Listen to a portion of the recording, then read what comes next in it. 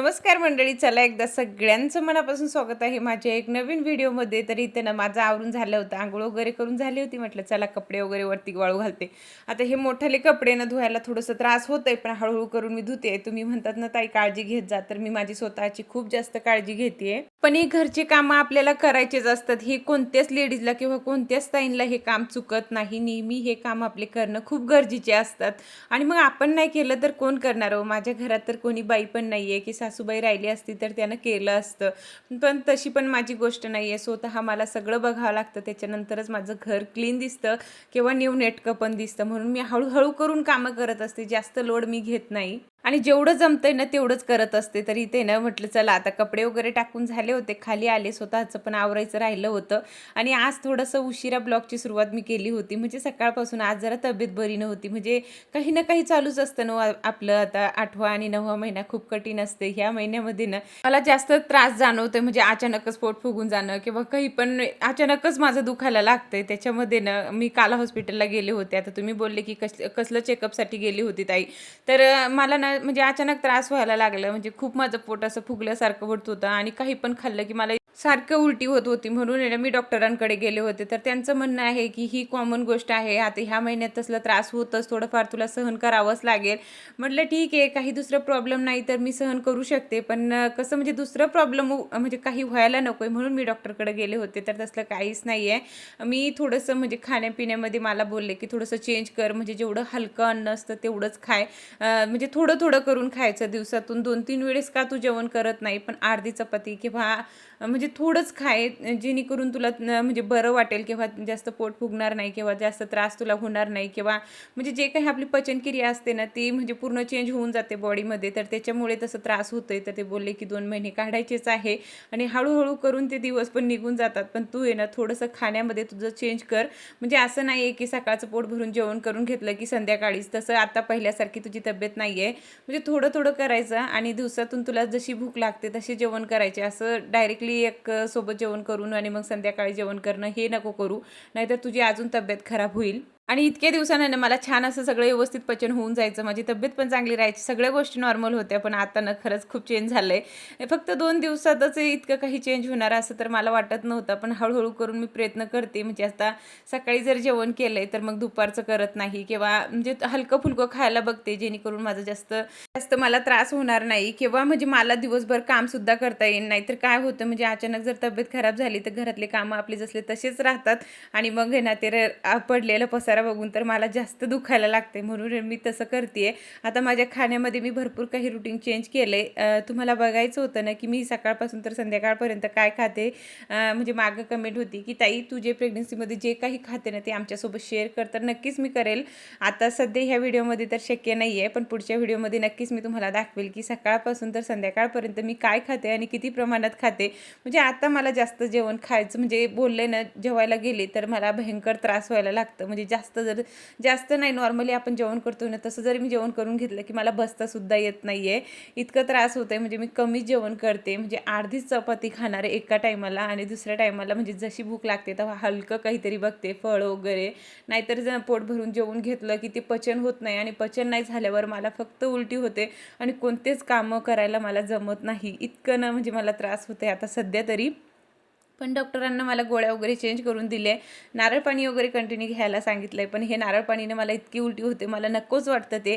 पण म्हटलं ठीक आहे, बाळासाठी आपण एवढं पण करू शकतो. तरी ते नारळ पाणी वगैरे दुपारचं मी घेतलंय. व्हिडिओ थोडासा लेट मी सुरुवात केली होती. म्हणजे सकाळपासून काही रुटीन तुम्हाला मी दाखवत नाहीये, पण मधातच घेतलं होतं. आता काल आहे ना म्हणजे काहीच मला जमलं नाही, तर मी शूटसुद्धा केलं नव्हतं. म्हटलं चला आज दुपारपासून का असं ना जसं झालं तसं एक व्हिडिओ शूट करते. आणि तुमची कमेंट होती ना की ताई तू डिलिव्हरी झाल्यावर व्हिडिओ नाही बनवणार का, व्हिडिओ नाही शेअर करणार का. तर मी तुम्हाला सांगते जेवढं माझ्याकडून होईल ना तेवढं मी करेल. फक्त देवाचरणी हीच प्रार्थना करा की मी नॉर्मल व्यवस्थित सुखरूप घरी यायला पाहिजे, व्यवस्थित माझं बाळपण आणि मी पण. त्याच्यानंतर मी सगळी रुटीन तुमच्यासोबत शेअर करेल आणि जितकं झालं ना तितकं प्रयत्न तर मी करेलच. पण माझी पण तब्येत चांगली पाहिजे ना. पण मी सगळं देवावर सोडलंय आणि सगळं चांगलंच होणार आहे आणि आपले छान छान ब्लॉग तुम्हाला बघायला भेटेलच. नक्कीच मी शेअर करण्याचा प्रयत्न करेल. जेवढं झालं माझ्याकडून तेवढं मी करेल बरं का.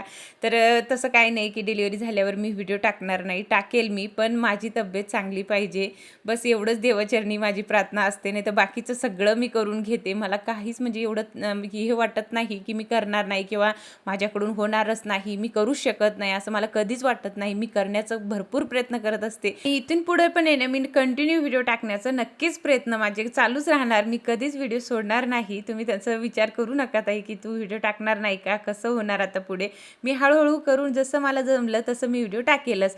तर इथे ना हे डबे वगैरे ना बरेच दिवस झाले होते, घासलेच नव्हते आणि कशामध्ये काय ठेवले ना ते मला आठवत नव्हतं.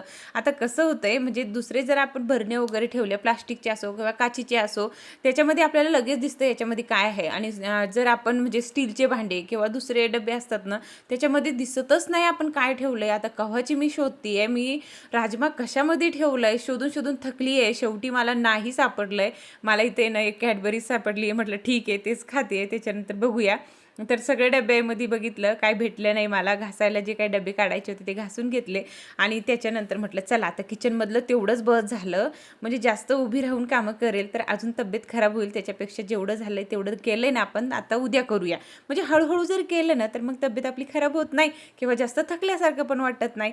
पण इथे येऊन बसली आहे तर माझी उशानं थोडीशी हे झाले होते, म्हणजे उशीचं थोडंसं कॉर्नर आहे ना ते निघून गेलेलं.